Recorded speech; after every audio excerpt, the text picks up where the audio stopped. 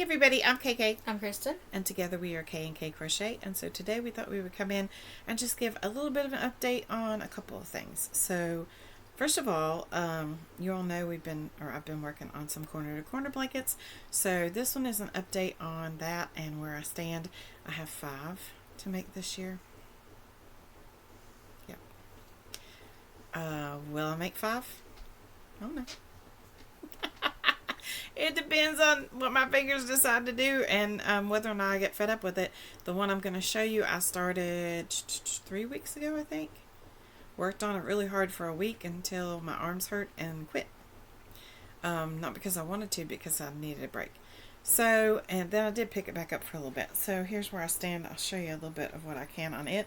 So this is the deer blanket. And yep, ignore the ends. It also, on the other side, has all my yarn attached to it, so I'm trying not to, yep. Because all of y'all that do C2C, close your ears. I don't use bobbins. I just carry my yarn. I don't carry it along as I crochet, but I just carry the yarn ball along and flip them over each time. And so I did make it all the way down to the bottom, and I've started to do the decrease, as you can see. Squared it off down here. And I did have somebody ask me about corner to corner when we did the other day we did like a tips for corner to corner, and I apologize that I didn't explain better what just a corner to corner is. A corner to corner starts out as a chain 6, and then you double crochet in the 4th chain from the hook, and then the 5th and the 6th chain. So that way you end up with a chain 3 and 3 double crochets.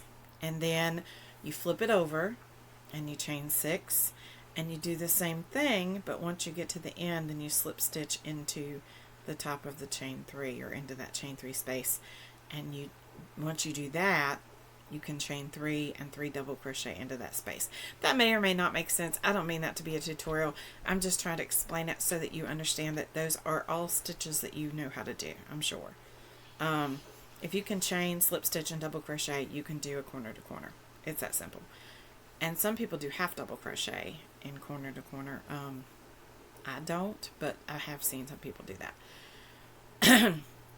When you get to the point where you want to start to finish off, like let's say I'm here and I've come to the end of this, and I know that I don't want to extend this blanket out anymore, and my yarn was still attached right here, and I've just finished this last block, right? Then what I would do is I would, well, it wouldn't be that block because, yeah, that's not right. We're going to use, I can't do it. Anyway, you'll come up with a block. See, I should have made one to show you. You'd come up with a block on the end that had these 3 double crochets down the side, and instead of chaining up to start your new round, you would just slip stitch down those 3 chains, slip stitch into your chain 3, and start your blocks again going back the other way. And so that way you can square it off. I know I'm not explaining it well, but somebody had asked me about it and said that they were confused and had problems with it. That was the thing that I struggled with the most. In my mathematical mind, trying to square off this blanket when you're extending forever in both directions got to me, and I couldn't figure it out.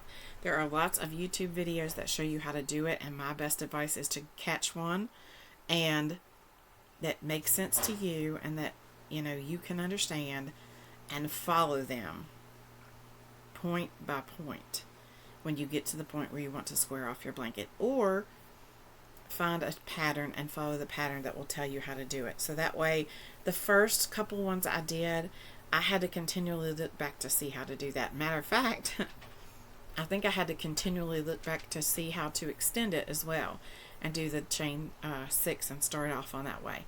But it's doable. You can do it. It's not difficult to do.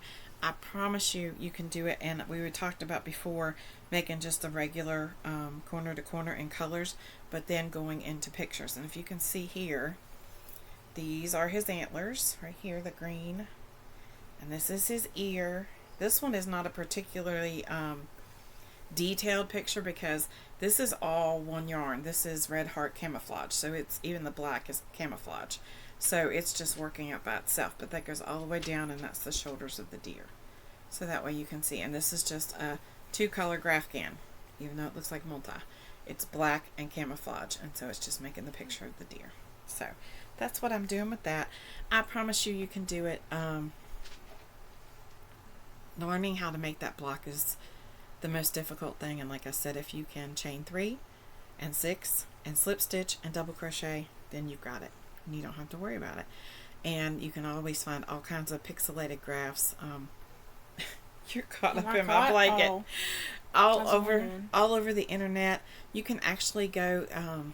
There is a website, and I can't remember what it's called. I'll see if I can find it.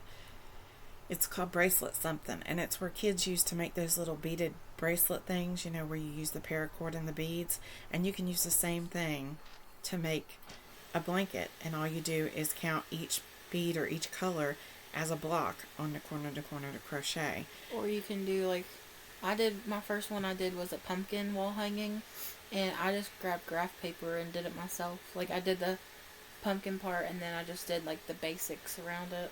You can do that. There are all kinds of helps out there for pixelated graphs. That's what you look for. Pixel art, Pixel, and that will show you these pixelated pictures, which just means they have colors of squares of color. That's all it is. And it just makes for something cute to be able to make. So I'm hoping, I think I'm farther along now than when I showed you guys last time, so that's why I wanted to show that.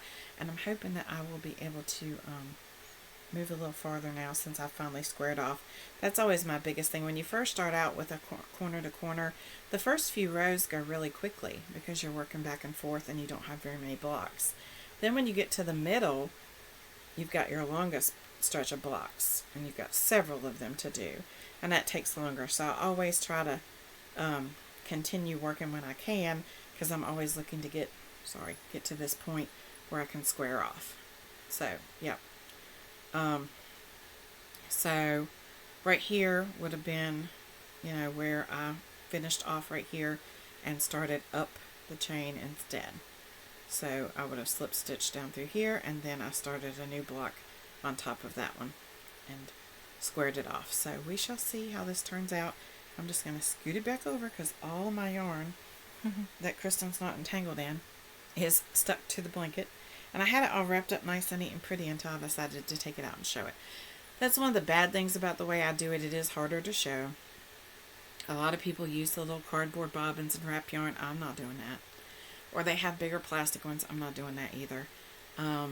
I would much rather use my skeins of yarn and flip my blanket and maneuver my skein each time that I need to, move them around for colors. I do know that one or two people I'd seen before use a cookie sheet, and you lay your colors out on it, and you work up the corner, the diagonal of the blanket, and then you can turn the cookie sheet completely around and flip your blanket over, and they're in order again. And so I thought that was a neat way too. But I ain't got time for none of that. So I'd rather fight with the skeins of yarn, and I know that's crazy, but to me, especially with this, now if I had, 15 different bobbins, then that's one thing. And that's possible, even with just 3 colors. I did one that was 3 colors, and you could have all kinds of bobbins because it's based on the pixels that are in the diagonal. So you could have several color changes. But for this one, I don't have that many. I mean, it's a few here and there. It's never a whole bunch at one time. So that's why I'm doing mine this way. So anyway, that's where we stand with the deer blanket. And try not to say it too loud because it's for Christmas. But, he probably already knows. I don't think he's seen it, but he's probably heard me talking about it. And if so, oh well, it's okay. So we hope you have a great day, and don't forget to be kind because you don't know anybody else's journey. Bye. Bye.